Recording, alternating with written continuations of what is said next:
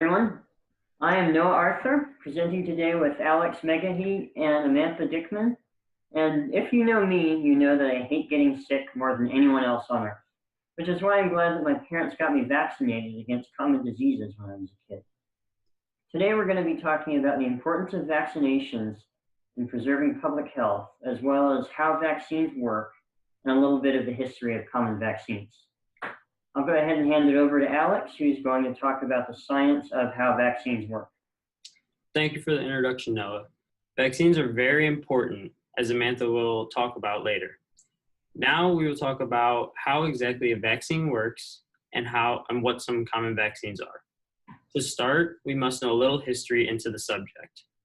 Before the first vaccines were created for smallpox by Edward Jenner in 1796, according to Thomas A. Kearns, author of Ethical Issues in HIV Vaccine Trials, as early as the 10th century, the Chinese were taking dried scabs of previous smallpox victims and shoving them up their nose to prevent the people of getting smallpox.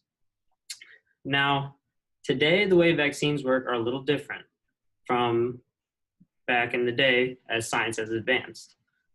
Today, a vaccine works by, I have this picture to show. A vaccine works by reducing the risk of infection by working with the body's immune system to develop to said disease. When the immune system is targeted by the bacteria and viruses in the vaccine, it strengthens the immune system and makes it aware of how to fight the disease, making the disease far less likely to infect you.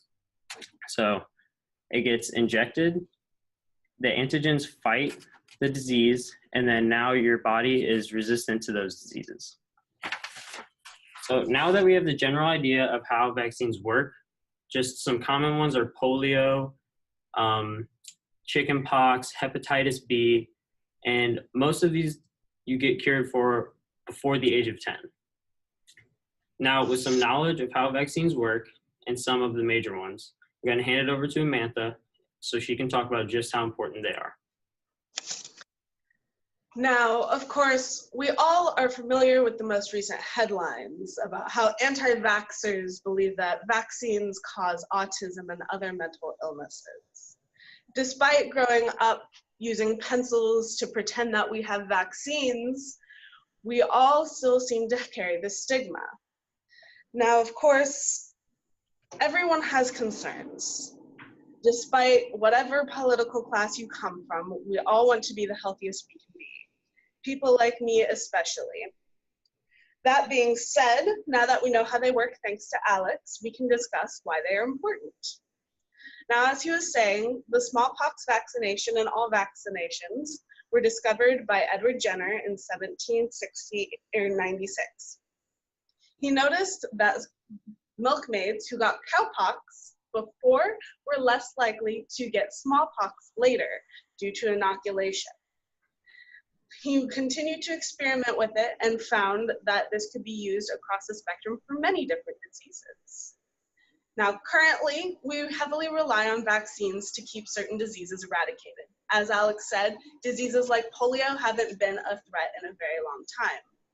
According to the CDC, this is because vaccines work in three major ways.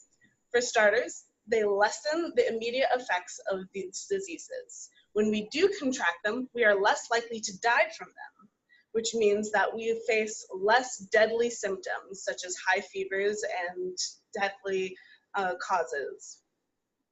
Secondly, people who cannot get vaccinated, such as people with immune compromisations, find that when other people around them are vaccinated, they experience herd mentality, or herd immunity, which means that they are immune to these diseases because everyone around them is immune to these diseases. Now, that being said, let's consider how they are currently used in modern medicine to protect infants. They are most commonly given to infants because they are the most likely to get these diseases. With that kind of weakness, we are allowed to prevent them and help those infants grow up to be stronger.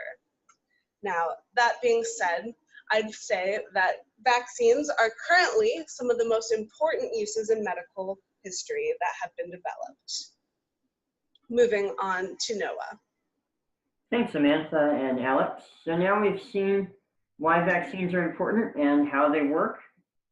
They help us to avoid disease by preparing the immune system to fight the germs and have been important in helping us create the healthier, happier society we live in today.